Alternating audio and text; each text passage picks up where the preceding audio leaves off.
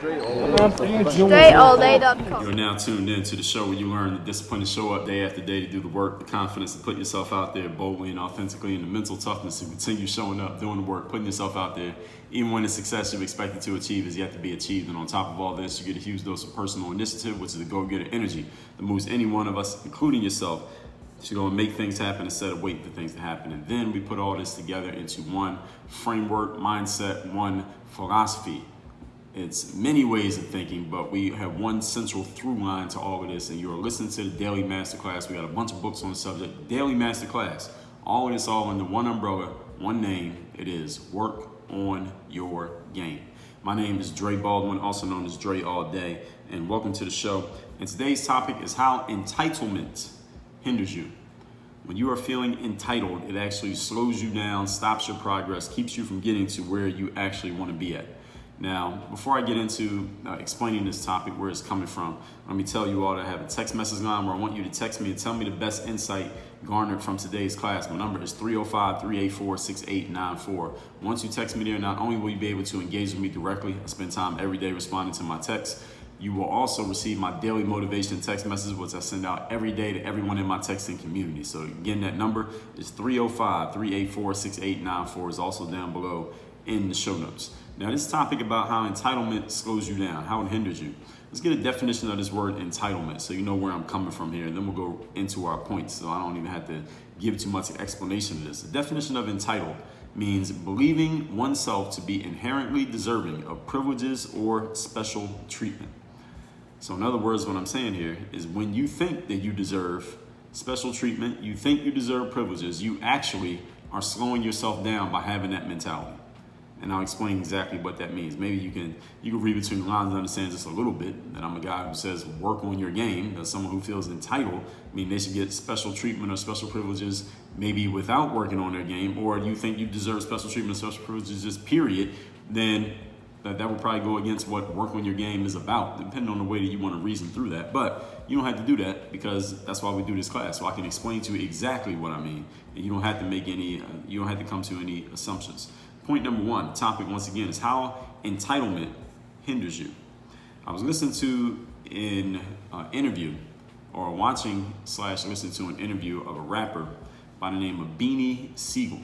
If you don't know who Beanie Sigel is, not Bugsy Siegel, the old gangster, but Beanie Sigel is a rapper from Philadelphia, my hometown.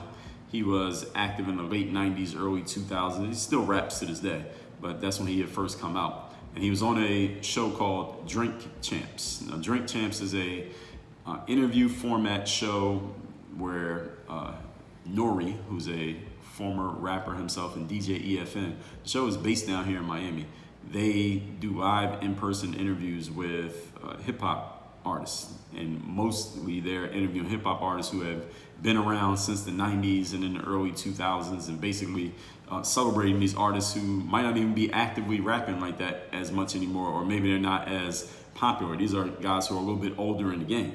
So Beanie Sigel was one of those rappers, and he had Beanie on the interview. It was a pretty interesting interview. And one of the things that Beanie Sigel said was, and this was his quote, "Entitlement is the thief of hard work," close quote.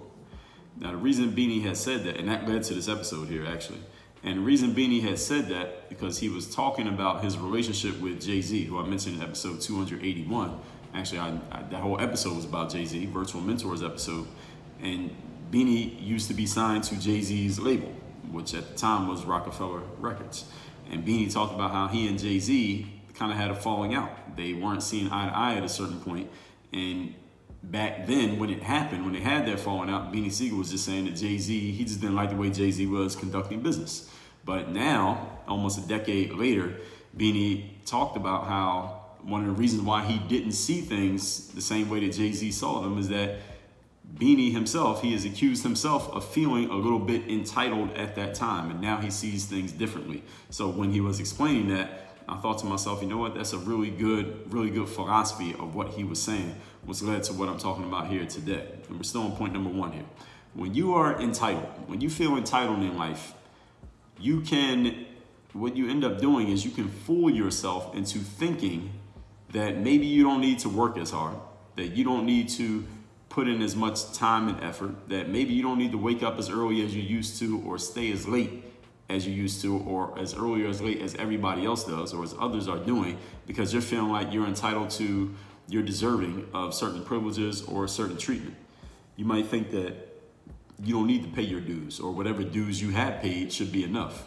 You start to think that things should just go your way just because.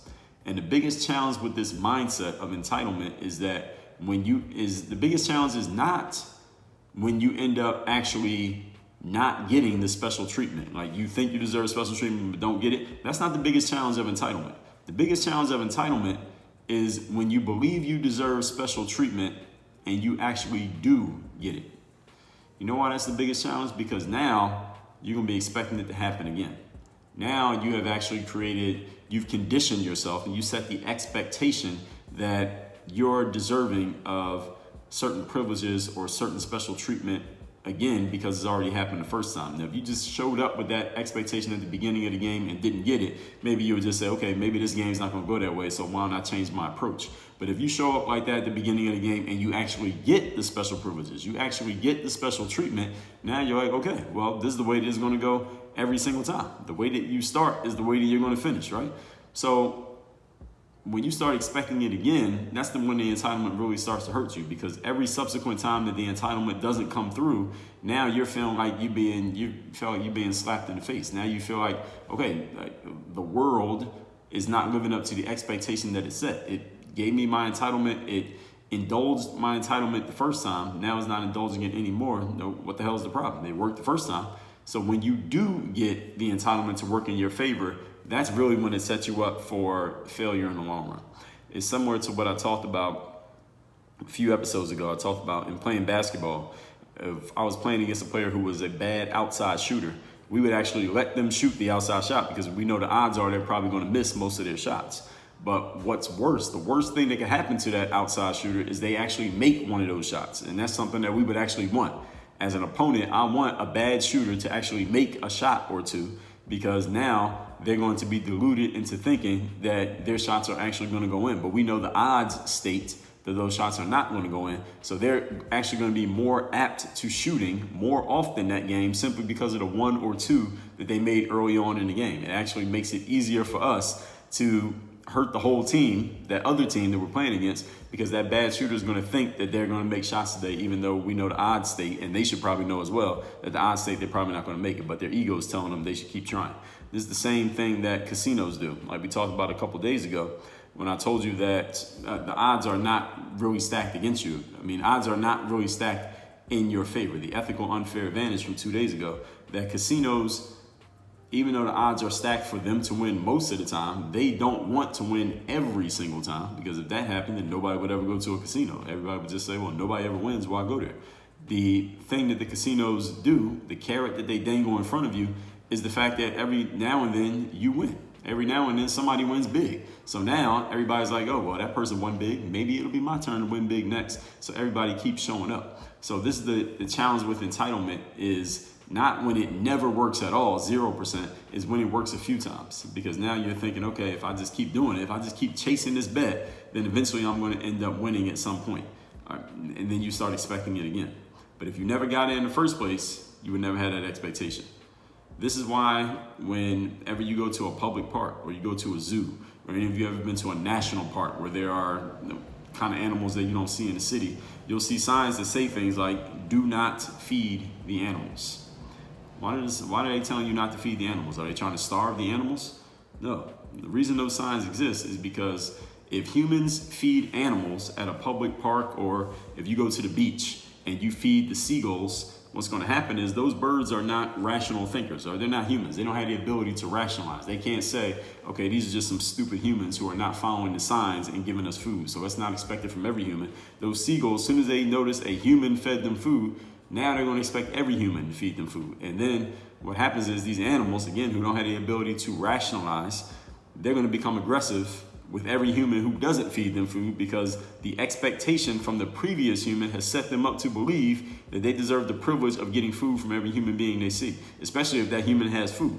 So those parks, what they're basically doing is they're trying to curb and stop animal entitlement before it starts. So they don't want the animals to become entitled to humans' food. So they're telling you, do not feed the animals so that they don't associate humans with getting food, because that could lead to all kinds of problems, which usually ends up, most of the time, not in the humans getting hurt. It actually ends up with the animals getting hurt, because the humans will defend themselves, and humans, being a little bit smarter and more resourceful than animals, end up killing animals who didn't need to get killed if there wasn't the dummy human who started the expectation in the first place. So this is why they tell you, do not feed the animals. It's the same thing with your expectations of entitlement. Don't feed that animal, because when you think you deserve privileges and you actually get it, then you're going to start thinking you should get it every time, and that is not the way the world works.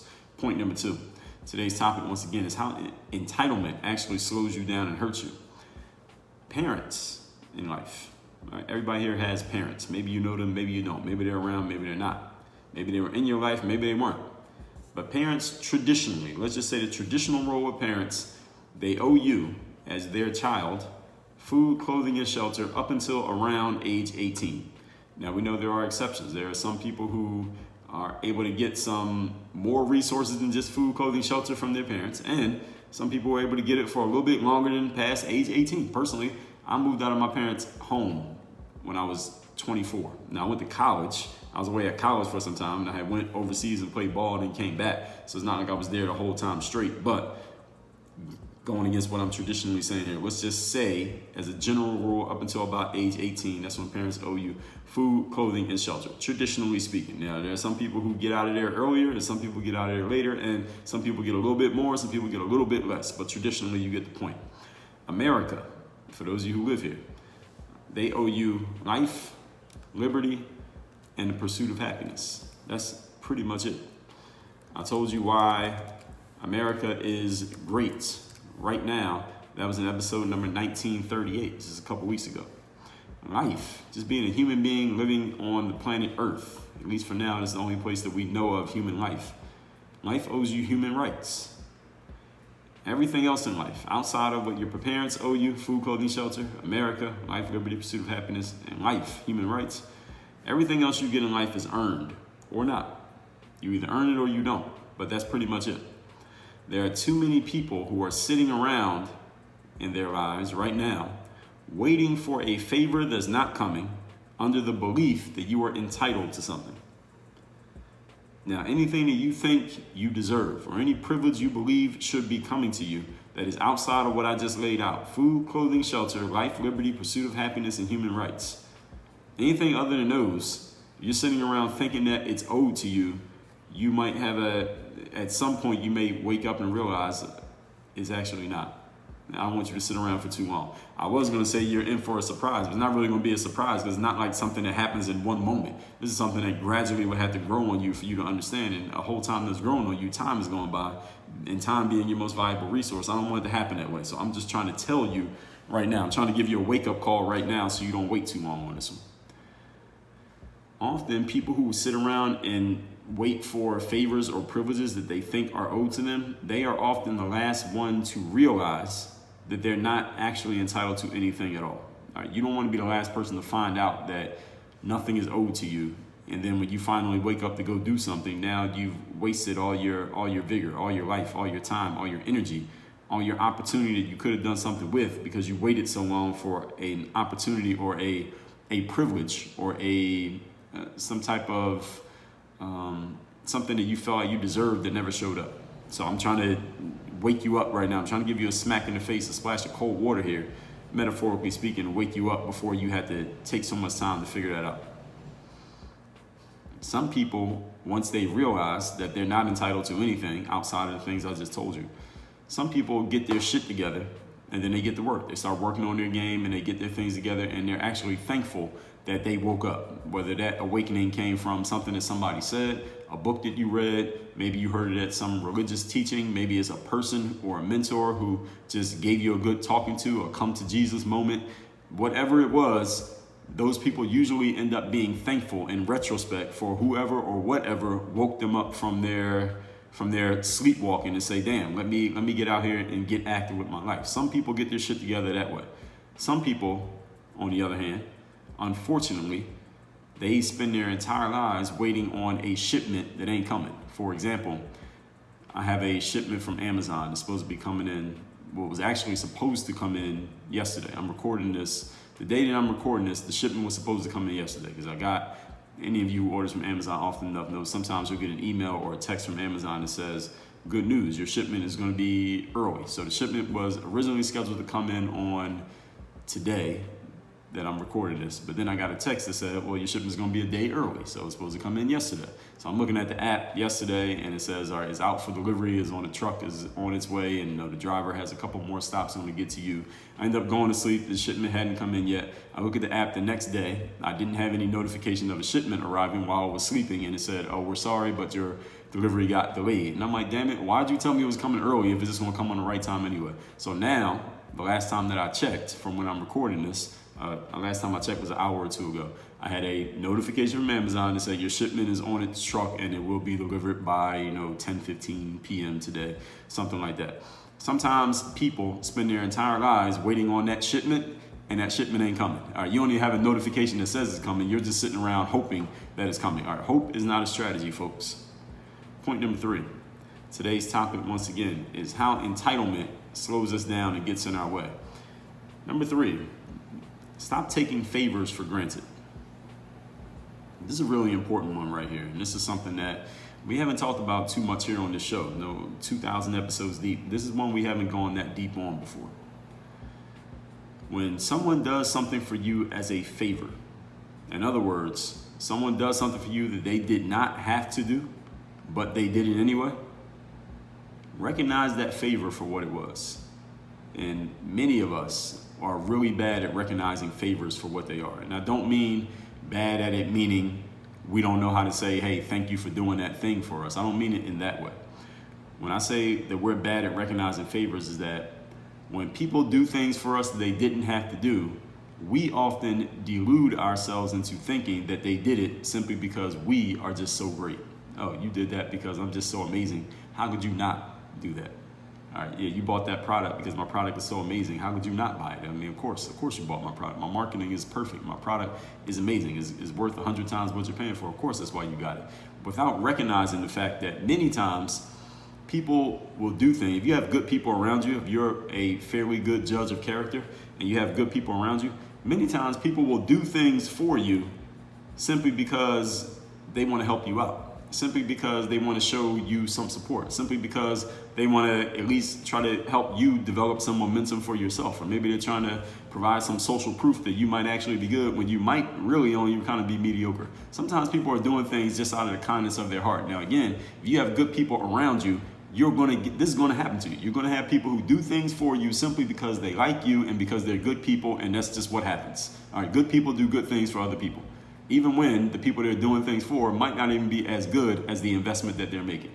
And many of us, though, all of us, because of our human egos, and some people have more than others, because of our human egos, we delude ourselves into thinking, oh, the reason that they did it is because we're just so amazing that of course they did it, when that is not the case at all. So we start to think that what is a favor is really us just cashing in on our greatness.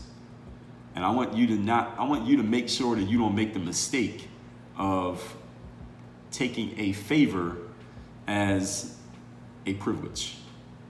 Privileges and favors are two completely different things. You don't take someone doing you a favor as, oh, I deserved it, that's why they did it. No, you didn't deserve shit. They just did it because they're a good person and they see you as a good person. So make sure you count that blessing that someone was willing to help you out or willing to get involved in your project when they really could have used that same time, attention, money, and focus and energy on something completely other than what you got going on.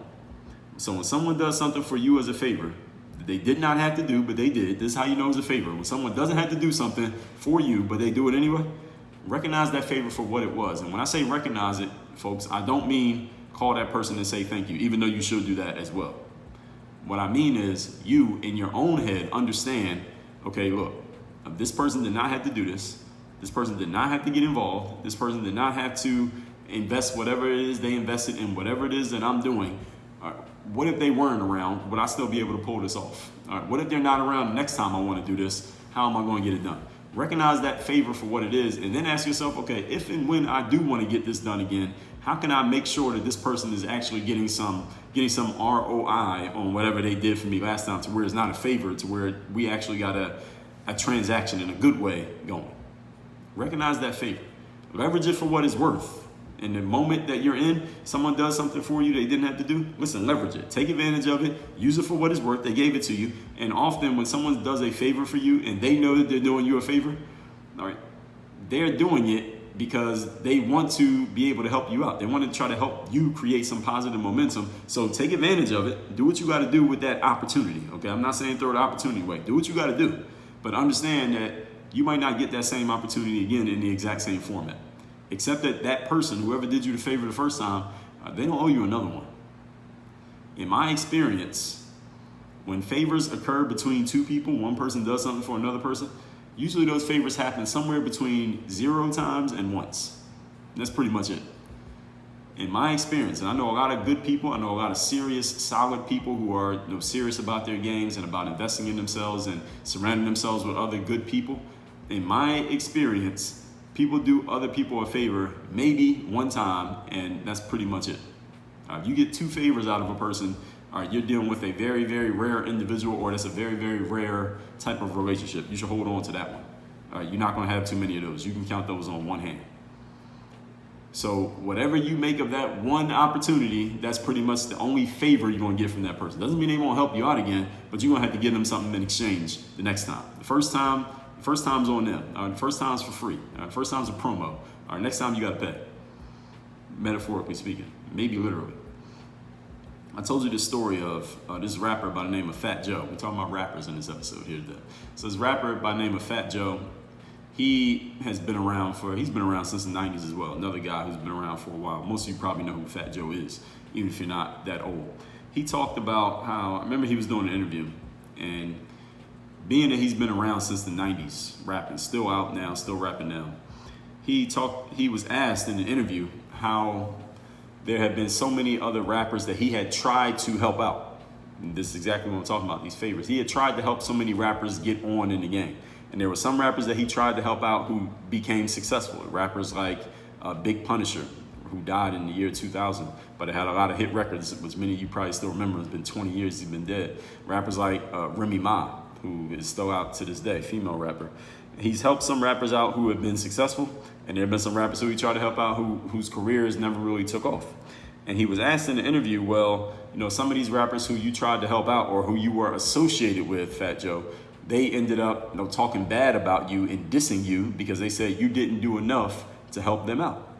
And Fat Joe explained in his answer, it goes right along with what I'm saying right here. He said, listen, I gave all these guys who are talking bad about me and saying I didn't help them enough, I gave all of them opportunities. I put them on songs. I connected them with labels. I helped them get their singles out there. I appeared on some of their music. I tried to help all of these guys out. It's not, and he didn't say this in so many words, but what he was explaining was, it's not my responsibility if your shit doesn't pop off. Like, I try to help you out. I'm not required to help you out, but if I do, I'm doing you a favor. And if your shit doesn't pop off, that's not because of me, it's because of you. And again, he didn't say that in so many words, but that's what I'm saying. And then he gave a golden example. He said, look at somebody like DJ Khaled. Now, everybody knows who DJ Khaled is. Now, at one time, DJ Khaled was just a local radio DJ, actually down here in South Florida. He was a local radio DJ who was pretty much a nobody. I mean, how many local radio DJs are there in America? A whole lot of them, even to this very day.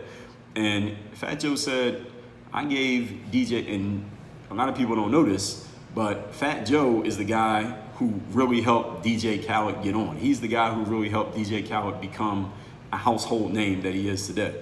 Now, many of you might know him from the Snapchat and social media and all that stuff, but the guy who actually gave Khaled his shot at a big break to become more of a national star was indeed this rapper by the name of Fat Joe. And Fat Joe said, I gave DJ Khaled a shot glass worth of opportunity. And he took that shot glass. Everybody knows what a shot glass is, right? He said DJ Khaled took that shot glass worth of opportunity. He went and got the whole ocean with that shot glass.